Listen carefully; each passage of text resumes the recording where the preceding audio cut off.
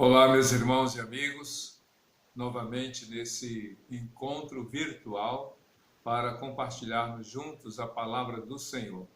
Eu tenho a esperança de que essas reflexões, essas meditações na palavra de Deus deem frutos na vida de todas as pessoas que acompanharem esse ato de compartilhar a palavra do Senhor. Como eu falei em outra ocasião, na parábola que Jesus contou em Lucas capítulo 8, Jesus contou uma parábola sobre o semeador, e eu creio que a humanidade se divide em 4 grandes terrenos, posso assim dizer. O primeiro é aquele à beira do caminho, onde as sementes são pisadas pelos homens, comidas pelas aves, de modo que elas não conseguem nem germinar. E assim são aqueles que ouvem a palavra, na verdade, ouvem, mas não creem. Segundo, aqueles em que a semente cai à beira do caminho, ou melhor, entre as pedras, cresce rápido e não tendo raiz diante do sol, murcha e seca. São aqueles que ouvem a palavra com alegria, mas, porém, não são perseverantes na hora da aprovação. O terceiro é aquela semente onde cai nos terrenos espinhosos.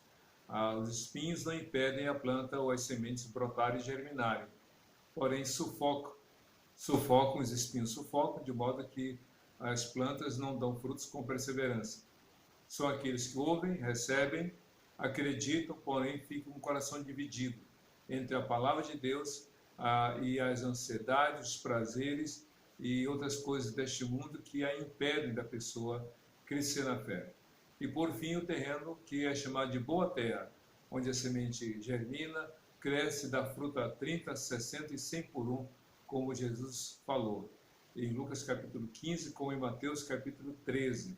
Eu tenho esperança que o seu coração seja essa boa terra, onde a palavra, que não tem nenhum defeito, que não tem nenhuma falha, realmente germine e dê frutos para a glória do Senhor.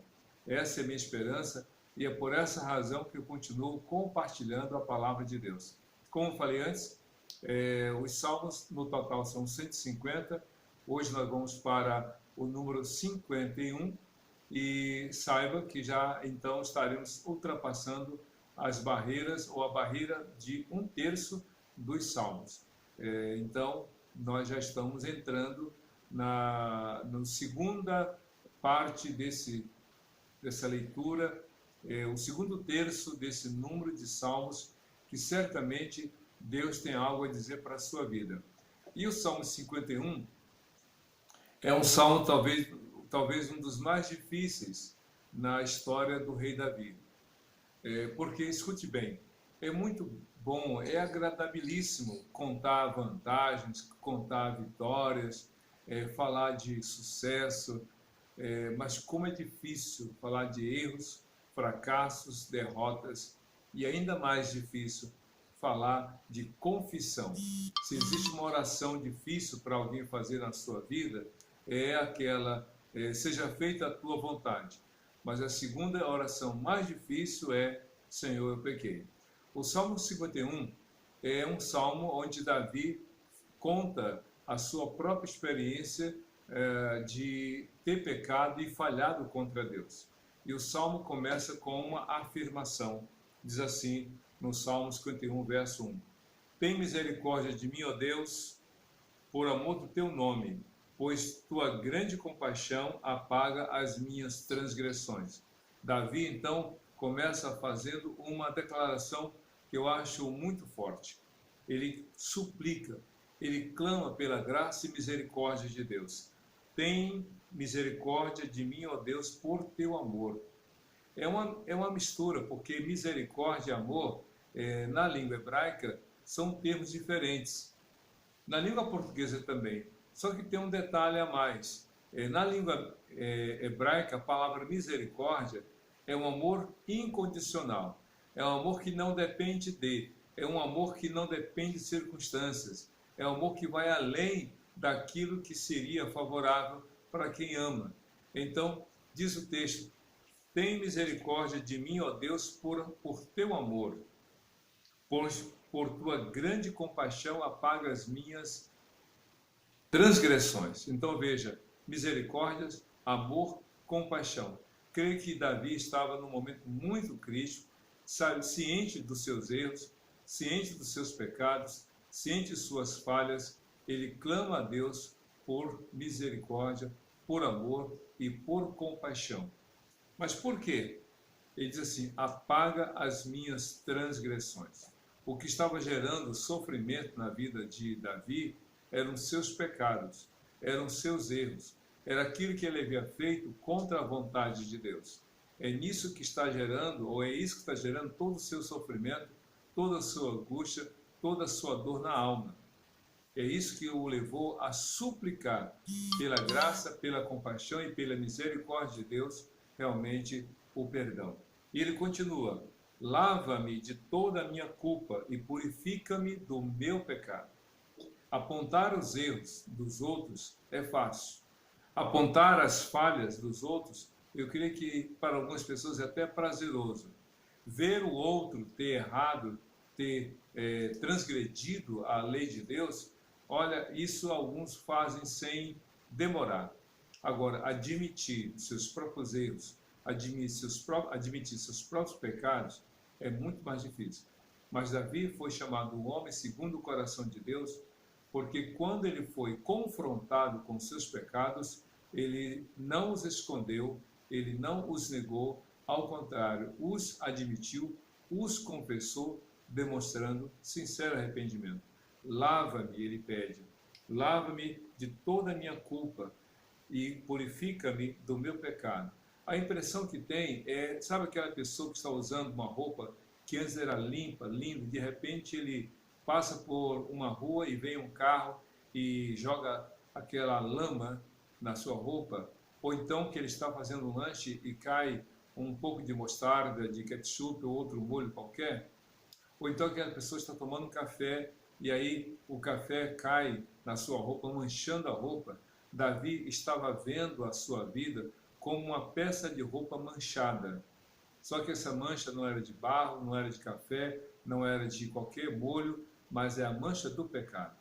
Então ele estava dizendo, Senhor, eu tenho algo em mim que maculou, que manchou a minha vida, tal qual uma peça de roupa manchada que precisa ser lavada. É isso que ele está clamando ao Senhor. E a pergunta é, você vê os seus pecados dessa maneira?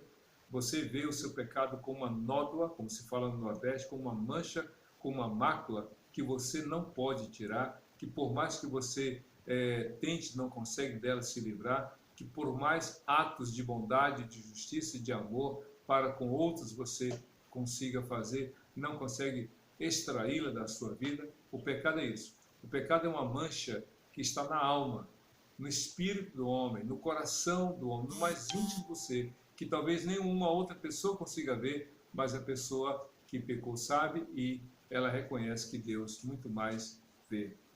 É isso aqui que ele diz aqui no verso 3 do Salmo 51. Pois eu mesmo reconheço as minhas transgressões e o meu pecado sempre me persegue. Olha só que coisa, e o meu pecado sempre me persegue. Sabe aquela sombra que acompanha a criança todo para onde ela vai durante o dia? A gente vê no Facebook, como em outras mídias sociais, as crianças se apavorando, porque a criança está no processo de desenvolvimento físico, emocional e cognitivo também. Então, para ela, a sombra é uma outra coisa. Não é uma evidência da vida dela. Para ela, a sombra é alguém de fora, é uma coisa que ela não conhece. Então, ela tenta correr da sombra e se apavora. Primeiro se assusta com a sombra, depois ela tenta correr tentando se livrar da sombra. E quanto mais ela corre, ou para onde ela corre, como corre, a sombra a acompanha. E ela chora desesperadamente. Davi está dizendo mais ou menos isso. Os meus pecados, ou o meu pecado, sempre me persegue. Que coisa triste. O pecado sempre o persegue. É como se o pecado dissesse, eu sei o que você fez no verão passado. Sabe aquele filme? E tem a parte 2, eu sei que você fez no verão passado, parte 2. Então, o diabo usa dessa realidade da culpa, do pecado para acusar. Mas Deus mostra o pecado não só para que a pessoa tenha consciência, mas para que a pessoa reconheça, se arrependa e confesse e o abandone. Enquanto que o diabo usa o pecado simplesmente para dizer, olha, você errou, você está condenado ao inferno, você aquilo outro, e de fato isso é verdade, Deus diz, olha, você pecou, você errou, mas eu posso lhe oferecer o perdão. Então Davi está nesse processo de admitir e de reconhecer. Ele realmente se quebranta diante de Deus. E ele continua no versículo 4, Salmo 51. Contra ti, pequei e fiz o que tu reprovas, de modo que justa é a tua sentença e tens razão em condenar-me. Esse aqui é um outro ponto muito importante, porque Davi diz, contra ti pequei. Essa é a primeira frase muito importante. O pecado atinge o indivíduo ou afeta o indivíduo em 3 direções. Pode estar ciente disso. O pecado atinge o ser humano em 3 direções. Primeiro, na questão dele com Deus. Todo pecado é, em suma, uma ofensa a Deus. Todo pecado é algo que atinge e compromete a relação do ser humano com Deus. Por quê? Porque Deus disse que nós não devemos pecar. E quando pecamos, estamos contrariando a vontade de Deus. Então, no primeiro momento, o pecado é contra Deus. Segundo, o pecado é contra o próprio indivíduo. Porque quando a pessoa peca, pode ser que o outro com quem ele conviva, ou amigo, ou colega, ou alguém das redes sociais, pode ser que o outro não seja atingido diretamente. Então, antes de atingir o outro, o pecado atinge aquele que o pratica. Embora seja até mesmo para cometer a maldade contra o outro, num primeiro momento, depois de atingir a relação dele com Deus, o pecado compromete a relação dele consigo mesmo. Por que isso? Porque pode ser que o outro nem saiba o que foi feito, mas a pessoa se acusa. Sabe aquela criança na escola em que alguém roubou um material de um colega e ninguém sabe quem foi? Então a professora, muito inteligente, muito sábia, coloca todos os alunos em perfilados, e aí quem foi que roubou o objeto do colega? Ninguém se acusa, ninguém fala, todo mundo de cabeça baixa, em silêncio, e aí a professora espertamente diz assim, olha, quem pegou o objeto do colega vai ficar com as unhas vermelhas. E aí alguém levanta a mão e aponta os dedos para si para ver a cor das suas unhas. Num ato, digamos assim, involuntário, um ato impensado de autoacusação. Davi disse, eu pequei contra ti, e diz mais, e fiz o que tu reprovas. O que Davi fez? Esse Salmo 51 fala de 2 crimes que Davi havia cometido. 2 crimes. O primeiro foi do adultério. Ele se relacionou com Batseba. Batseba era casada com Urias. Urias era soldado do exército de Davi. Enquanto Urias tinha ido à guerra, liderado por Joabe, chefe do exército do rei Davi, Davi ficou na cidade e aí se encantou e se envolveu sexualmente com Batseba. E mais ainda, ao tomar conhecimento de que ela estava grávida daquele único relacionamento, Davi tentou envolver Urias de modo que Urias pudesse ter a sua relação com a sua esposa e assim ele viesse a atribuir a gravidez dela ao relacionamento dele com a própria esposa. Mas não deu certo, por 2 ou 3 vezes Urias negou, e então Davi, num ato extremo, para tentar esconder um erro, cometeu outro, ordenou a morte indireta de Urias. Ou seja, ele disse para Joabe, Joabe, coloque Urias na linha de frente para que ele seja atingido pelas flechas do inimigo e seja morto. E de fato Urias morreu. Quando Urias morreu, o profeta Natã foi confrontar Davi e disse, Davi, rei Davi, tem algo para te dizer. Um homem tinha muitas ovelhas, mas um dia recebeu a visita de uma pessoa e então, para agradar, ele mandou que fosse tirada a única ovelha do vizinho. E aí, aquela ovelha foi tirada e isso foi, para Davi, segundo a história, um ato de atitude insana, porque Davi disse, vou matar esta pessoa que fez isso, porque ele não agiu certo. Se ele tinha muitas ovelhas, por que tirou a ovelha a única ovelha daquele homem? E aí Natan disse, você é esse homem. Você tinha tudo que você bem desejasse, e você tirou a esposa, você se aproveitou, você cometeu esse ato. E então Davi escreve no Salmo 51 esses dois crimes. Ele pecou contra Deus. Quem sabia que ele tinha adulterado a não ser ele e a Batseba? E aqueles que foram testemunhas dentro do palácio. Quem sabia que ele tinha mandado matar Urias a não ser Joabe, que era o chefe do exército? Então, às vezes você faz uma coisa e acha que, poxa, mas quem viu? Ou então, se poucas pessoas viram, ou se muitas pessoas viram, você pode até pensar, ou alguém, melhor dizendo, pode pensar, mas todo mundo faz isso, por que eu não poderia fazer? Davi não. Davi tem consciência que havia pecado contra Deus e disse, eu fiz o que tu reprovas. Ainda que muitos aprovem, meu querido, minha querida, o que você faça, ou o que você fez, ainda que muitos venham aplaudir os seus atos, suas palavras, suas atitudes, você sabe que pecou. Você sabe que errou. E o que Deus espera é que você tenha a humildade e a coragem que Davi teve. Humildade para reconhecer e coragem para confessar os seus pecados. E aí diz o texto, e tens razão de condenar-me. Davi reconheceu que Deus tinha toda a autoridade sobre a vida dele, a ponto de dizer, Senhor, o Senhor está certo e eu estou errado. O Senhor é justo e eu sou pecador. O Senhor é perfeito e eu sou falho. Davi poderia usar de muitas desculpas para tentar justificar o seu pecado, tipo assim, mas foi ela que apareceu na janela do meu palácio, ou quem mandou Urias ir para a guerra? Não, ele admitiu, ele reconheceu, disse, o Senhor é justo e eu sou pecador, e o Senhor está certo em me condenar, e eu estou realmente sujeito e eu mereço a condenação. Que humildade e que coragem Davi teve para falar isso em oração diante do Senhor. Mas ele continua no Salmo 51, versículo 5.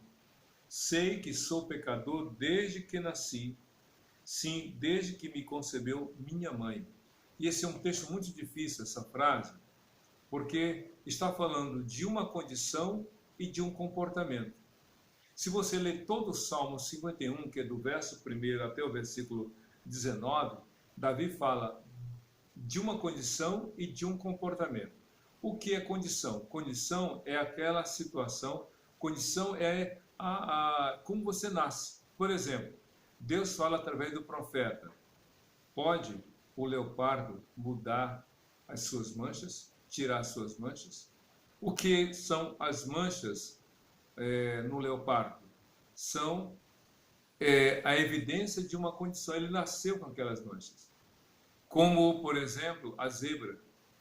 A zebra, a condição da cor dela, ela não escolheu, ela não mandou pintar e ninguém pediu para ela ficar daquele jeito. É uma condição. A cor dos seus olhos, a cor dos seus cabelos, a cor da sua pele são condições. Você não pediu para nascer assim, você nasceu assim. Essa é condição. Mas a Bíblia diz que todos nós nascemos debaixo do pecado. Isso é uma condição. Você já nasce pecador, é uma condição. A criança já nasce pecadora, é uma condição. Agora, outra coisa é o comportamento. Mas a criança, embora nascendo pecadora, ela não tem consciência de pecado. Se você olhar bem, Jesus disse, deixem vir a mim os pequeninos, porque deles pertence o reino dos céus. A criança nasce pecadora, mas se ela morre na sua inocência, sem distinguir a mão direita da esquerda, ela então é salva, porque é inocente. Agora, quando chega a fase da escolha, da capacidade de escolher, a criança escolhe o pecado. É por isso que tanto em Gênesis capítulo 6, como em Gênesis capítulo 8, a Bíblia fala, Deus fala da condição do homem inclinação para o pecado desde a sua infância. Então, Davi reconhece a sua condição. Eu nasci em pecado, mas ele reconhece o seu comportamento. Eu pequei. Viu a diferença? Uma coisa é a condição. Eu nasci em pecado.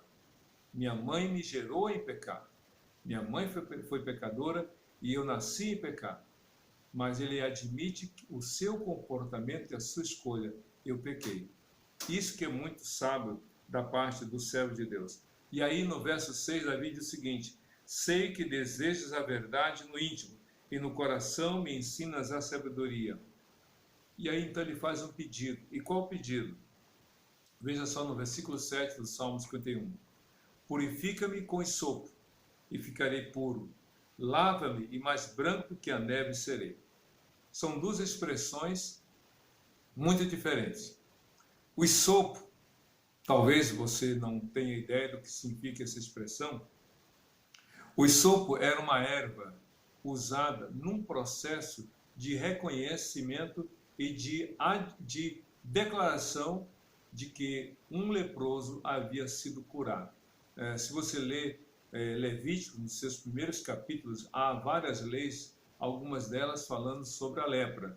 E se a pessoa tivesse uma desconfiança, um sintoma, uma marca no corpo sinalizando uma lepra, ele seria colocado reservado, tipo quarentena, separado. 7 dias depois ele iria novamente ser examinado. Aí, uma vez alastrado, uma vez aprofundada a ferida, o sacerdote iria declarar leproso, ele seria separado da vida social, da família, iria morar sozinho. Mas se houvesse uma reversão, escute bem, se houvesse uma reversão daquela lepra, ele iria se apresentar até o sacerdote, que iria examinar, iria mantê-lo separado por mais 7 dias, e se após esses 7 dias a mancha tivesse diminuída, mais 7 dias, e se tivesse totalmente cicatrizada, a pele voltada ao normal, e aí então, diz o texto, o sacerdote iria passar o ex-leproso para um processo de reconhecimento. Iria pegar o esopo, iria molhar numa água especial, iria jogar sobre ele, dizendo: você agora está limpo. Davi, então, de modo figurado, admite o seu pecado como uma lepra. Isso mesmo. O pecado semelhante à lepra, que vai matando a sensibilidade. Escute bem, o pecado mata a sensibilidade. A pessoa chega a hora que ela não admite que é pecadora. Ela não admite que errou. De tão insensível. O pecado, a lepra, faz com que as terminações nervosas, tanto dos membros inferiores como superiores, venha a pessoa até se queimar e não sentir. Mas o pior, há um processo mais degradante. A pessoa leprosa vai perdendo dedos dos pés e das mãos. É como se a lepra fosse corroendo o corpo, cai a orelha, nariz. É horrível a cena. O pecado faz isso. Vai destruindo a pessoa, não por fora, mas por dentro. E aí Davi disse: Senhor, me considera limpo, me purifica, lava-me como alguém que pega a potassa, aquele produto, o sabão de lavandeiro, como diz a Bíblia, e torna novamente a minha vida limpa, purifica, Senhor. Só Deus pode fazer isso. 1 João 9, a Bíblia diz: se confessarmos nossos pecados, Ele é fiel e justo para nos perdoar os pecados e nos purificar de toda injustiça. É por essa razão que, diante do perdão de Deus, Davi, então, começa a suplicar realmente um renovo. Diz aqui no verso 8: faze-me ouvir de novo júbilo e alegria, e os ossos que esmagastes exultarão. O pecado tira a alegria, mas o perdão renova a alegria. No verso 9: esconde o rosto dos meus pecados e apaga todas as minhas iniquidades. Sabe o que é a pessoa envergonhada pelos seus próprios erros? Eu me lembro de um amigo que contou a seguinte história. Quando eu era uma criança, na pré-adolescência, eu tirei umas notas vermelhas e eu levei meu boletim escolar para minha mãe. Na época, as notas de abaixo da média eram pontuadas, anotadas na cor vermelha, e então ele conta que a mãe viu aquele boletim com algumas notas vermelhas e começou a chorar e disse assim: meu filho, não foi para isso que eu te eduquei. Ele conta que aquelas palavras doeram mais que uma surra em suas costas, porque foi um ato de reprovação, palavras que diziam: eu não concordo, eu não esperava isso de você. Davi disse: esconde de mim o teu rosto, estou envergonhado. O pecado faz isso. Mas então, no verso 10 do Salmo 51, Davi diz o seguinte: cria em mim, ó Deus, um coração puro. Ou melhor, cria em mim um coração puro, ó Deus, e renova dentro de mim um espírito estável. Davi está falando dos efeitos emocionais e espirituais do pecado. Ele fala da alegria que ele pede que renove porque ela passou. Ela fala de uma dor nos ossos, uma fragilidade física em consequência de uma fragilidade emocional.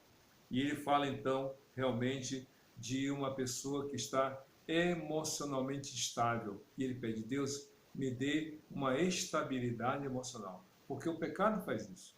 O pecado faz com que a pessoa, de alguma forma, fique incomodada.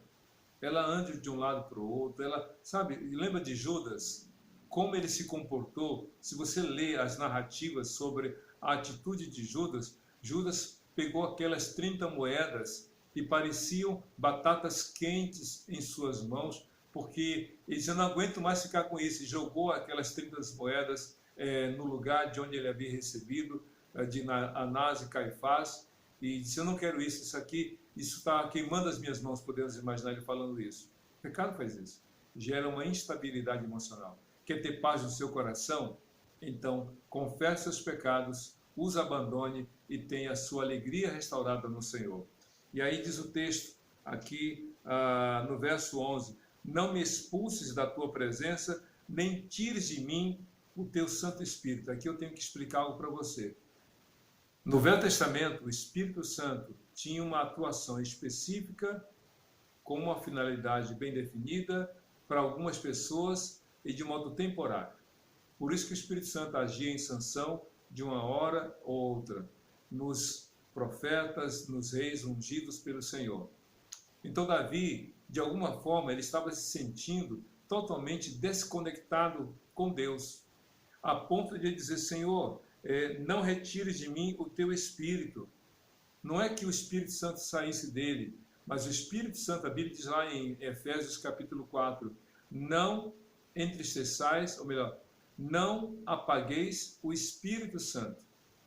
E não entristeçais o Espírito Santo. O Espírito Santo pode se entristecer, de fato, com os nossos pecados, e ele pode ter a sua ação diminuída pelos nossos pecados.